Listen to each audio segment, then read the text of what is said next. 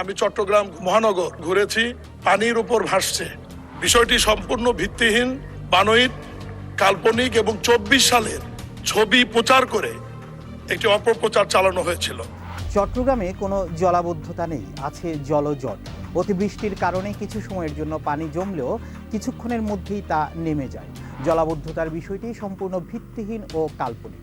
না, কথাগুলো আমার না, স্থানীয় সরকার, পল্লী উন্নয়ন ও সমবায় প্রতিমন্ত্রী, স্বরাষ্ট্রমন্ত্রীর ভাষায় সরকারের সবচেয়ে প্রভাবশালী শক্তিশালী প্রতিমন্ত্রী মীর শাহে আলমের।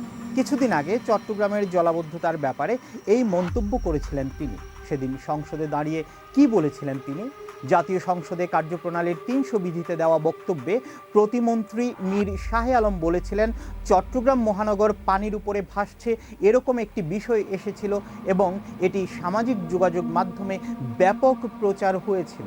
আমি গতকাল চট্টগ্রামে গিয়েছি, সেখানে সিটি কর্পোরেশন, চট্টগ্রাম উন্নয়ন কর্তৃপক্ষ, পানি উন্নয়ন বোর্ড সহ সবাইকে নিয়ে গতকাল ও আজ দুপুর পর্যন্ত চট্টগ্রাম ঘুরেছি। বিষয়টি সম্পূর্ণ ভিত্তিহীন ও কাল্পনিক এবং 2024 সালের ছবি প্রচার করে অপপ্রচার চালানো হয়েছে। আমি সাধারণ মানুষের সঙ্গে কথা বলেছি, নগরবাসী বলেছে 2 বছর আগে যে পরিমাণ জলাবদ্ধতা হতো এখন সেটি নেই। চট্টগ্রাম নগরীতে 57টি খাল আছে উল্লেখ করে মীর শাহে আলম বলেন, খালের কাজ করতে গিয়ে কিছু জায়গায় ব্যারিকেড বা বাঁধ নির্মাণ করা হয়েছিল। হঠাৎ অতিবৃষ্টির কারণে ওই বাঁধগুলোর কারণে জলাবদ্ধতা তৈরি হয়েছিল।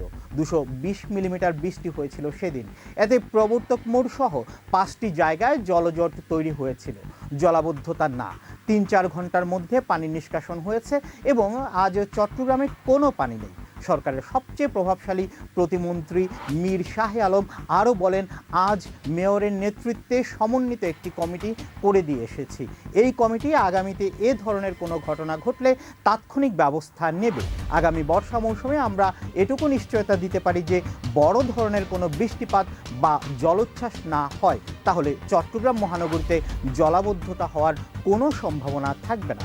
বলে রাখা ভালো, জলাবদ্ধতার বিষয়ে প্রধানমন্ত্রী তার প্রশ্নোত্তরের সময় চট্টগ্রাম মহানগরবাসীর কাছে দুঃখ প্রকাশ করেছিলেন।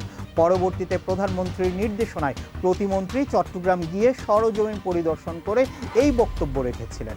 কদিন ধরে টানা বৃষ্টি হচ্ছে, কোথাও কি জলাবদ্ধতা আছে? মন্তব্যে জানাবেন। আর স্থানীয় সরকার প্রতিমন্ত্রী মীর শাহে আলমের এই বক্তব্য নিয়ে আপনাদের মতামত জানাবেন। আপনাদের মতামতের উপর ভিত্তি করে শীঘ্রই এই বিষয়ে বিস্তারিত আলোচনা করব।